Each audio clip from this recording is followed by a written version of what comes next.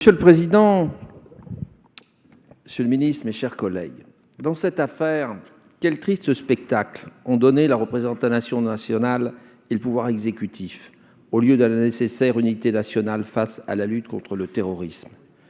Alors que la force des démocraties, c'est de montrer aux terroristes qu'un peuple uni ne cède jamais, quelle que soit la gravité des attaques.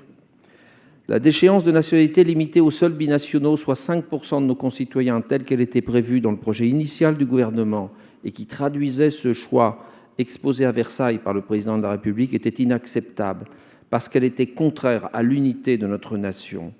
Voter pour ce texte, c'était trahir la mémoire de mon grand-père, député de la nation, mort à Neuengamme, et qui avait voté contre les pleins pouvoirs au maréchal Pétain parce qu'il était contre le sabordage de la République.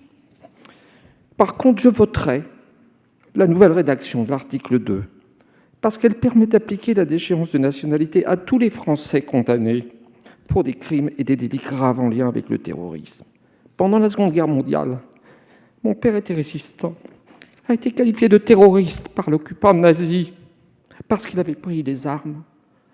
Et il avait été qualifié de terroriste non pas par des juridictions indépendantes, mais par l'occupant.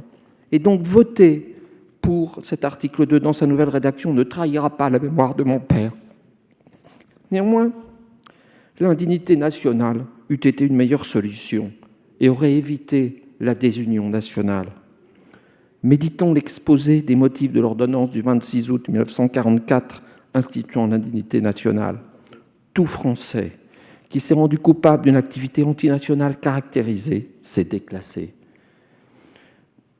Il est un citoyen indigne dont les droits doivent être restreints dans la mesure où il a méconnu ses devoirs. Une telle discrimination juridique entre les citoyens peut paraître grave, car la démocratie répugne à toute mesure discriminatoire. Mais le principe d'égalité devant la loi ne s'oppose pas à ce que la nation fasse le partage des bons et des mauvais citoyens. Que le lourd passé de notre nation éclaire son avenir. Merci, Monsieur de Courson.